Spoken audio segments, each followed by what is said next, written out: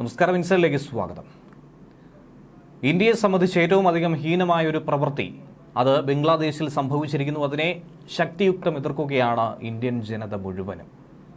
ബംഗ്ലാദേശ് കലാപത്തിൽ ഇന്ത്യ വിരുദ്ധതയുടെ ഒരു സൂചനമായി തന്നെയാണ് ഇപ്പോൾ പുറത്തു വന്നിരിക്കുന്ന പുതിയ ചിത്രം ഏവരുടെയും മനസ്സിലേക്ക് കടക്കുന്നത്.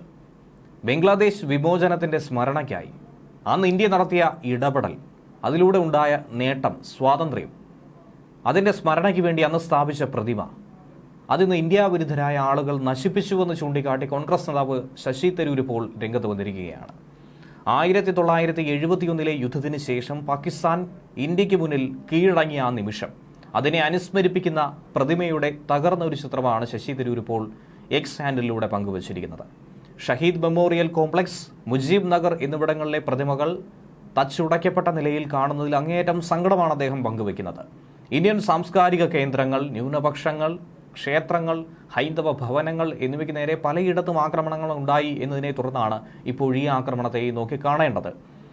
ഇന്ത്യൻ സൂചനകളെ, സിംബലുകളെ ഒക്കെ തന്നെ നശിപ്പിക്കുന്ന രീതിയിലുള്ള പ്രവണത അവിടുത്തെ കലാപകാരികൾ അഴിച്ചുവിടുന്നതൊക്കെ അങ്ങേയറ്റം അപലപനീയമാണ്. ബംഗ്ലാദേശിലെ മുസ്ലിം വിഭാഗക്കാർ മറ്റ് ന്യൂനപക്ഷ ഭവനങ്ങളെയും ആരാധനാലയങ്ങളെയും അവിടുത്തെ മറ്റുമൊക്കെ തകർക്കുന്നതായി കണ്ടിരുന്നു. എന്നാൽ മറ്റു ചിലർ അവരെ സംരക്ഷിക്കുന്നതായിട്ടുള്ള റിപ്പോർട്ടുകൾ പോലും വന്നിരുന്നു. ചില പ്രതിഷേധക്കാരുടെ വ്യക്തമായ അജണ്ട ഇതിലൂടെ മനസ്സിലാക്കാം.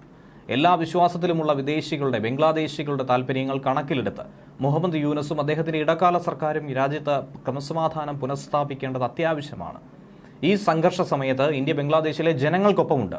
എന്നിരുന്നാൽ പോലും ഇത്തരത്തിലുള്ള അരാജകത്വ നടപടികൾ ഒരിക്കലും ഇന്ത്യൻ ജനതയ്ക്ക് അംഗീകരിക്കാൻ കഴിയില്ല എന്നാണ് തരൂർ തന്റെ സമൂഹമാധ്യമത്തിൽ കുറിച്ചിരിക്കുന്നത്. ഇന്ത്യക്കും പറയാനുള്ളത് അക്കാര്യം തന്നെയാണ്. ന്യൂനപക്ഷ വേട്ടയാടലടക്കം കഴിഞ്ഞ ദിവസങ്ങളിൽ വാർത്തയായി പുറത്തു വന്നിരുന്നു. എന്നാൽ അതിനെതിരെ ശക്തമായി തന്നെയാണ് ഇന്ത്യ പ്രതികരിക്കുന്നത്. ഒപ്പം തന്നെ ന്യൂനപക്ഷ ആരാധനാലയങ്ങൾ, ഭവനങ്ങൾ ഇങ്ങനെയുള്ളവയൊക്കെ കവർച്ച ചെയ്യുക, തച്ചുടയ്ക്കുക, നശിപ്പിക്കുക, തീ വയ്ക്കുക, അങ്ങനെയുള്ള പല രീതിയിലുള്ള നീക്കങ്ങൾ നടത്തിയിരുന്നു. എന്തിനേറെ പറയുന്നു, കഴിഞ്ഞ ദിവസമായിരുന്നു ഇന്ദിരാഗാന്ധിയുടെ പേരിലുണ്ടായിരുന്ന ഒരു സാംസ്കാരിക കേന്ദ്രത്തെ തീ വെച്ച് ചില കലാപകാരികൾ ചുട്ടെരിച്ചത്. അതുമൊക്കെ ഇന്ത്യയെ അങ്ങേയറ്റം ചൊടിപ്പിച്ചൊരു സംഭവമായിരുന്നു. ഇന്ത്യയെ ആശങ്കയിലാഴ്ത്തിയ ഒരു വിഷയം തന്നെയായിരുന്നു. അതിനുശേഷമാണ് ഇങ്ങനെയുള്ളൊരു വാർത്ത കൂടി പുറത്തു വരുന്നത്. ഇതൊരു പക്ഷേ ബംഗ്ലാദേശിനെ മോചിപ്പിക്കുക എന്നത് മാത്രമല്ല, പാകിസ്ഥാന് ഇന്ത്യ നൽകിയ കനത്ത തിരിച്ചടിയെ ഓർമ്മിപ്പിക്കുന്ന ഒന്നുകൂടിയാണ് 1971 യുദ്ധം. പാകിസ്ഥാൻ ആർമിയുടെ മേജർ ജനറൽ അമീർ അബ്ദുള്ള ഖാൻ നിയാസി ഇന്ത്യൻ സൈന്യത്തിനും ബംഗ്ലാദേശിന്റെ മുക്തിവാഹിനിക്ക് മുന്നിലും കീഴടങ്ങുന്നതിന്റെ ഭാഗമായി ഒരു രേഖയിൽ ഒപ്പുവെക്കുന്ന ഒരു രൂപരേഖയായിരുന്നു ആ പ്രതിമയിലൂടെ ചിത്രീകരിച്ചിരുന്നത്. അതിനെയാണ് തകർത്തിരിക്കുന്നത്.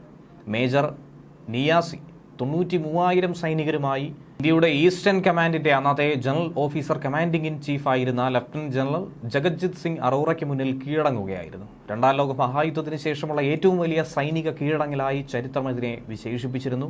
അതിനെയാണ് ഇപ്പോൾ തച്ചുടച്ചിരിക്കുന്നത്. അതേസമയം ബംഗ്ലാദേശിൽ വിദ്യാർത്ഥികളുടെ നേതൃത്വത്തിൽ നടന്ന ഈ പ്രക്ഷോഭത്തിലും കലാപത്തിലുമായി 450-ലധികം പേർ കൊല്ലപ്പെട്ടുവെന്നാണ് കണക്ക് സൂചിപ്പിക്കുന്നത്. അതിനിടയിലാണ് ഇങ്ങനെയുള്ള ദാരുണമായ വാർത്തകൾ കൂടി പുറത്തുവരുന്നത്. ന്യൂസ് ഡെസ്ക് മലയാളി വാർത്ത.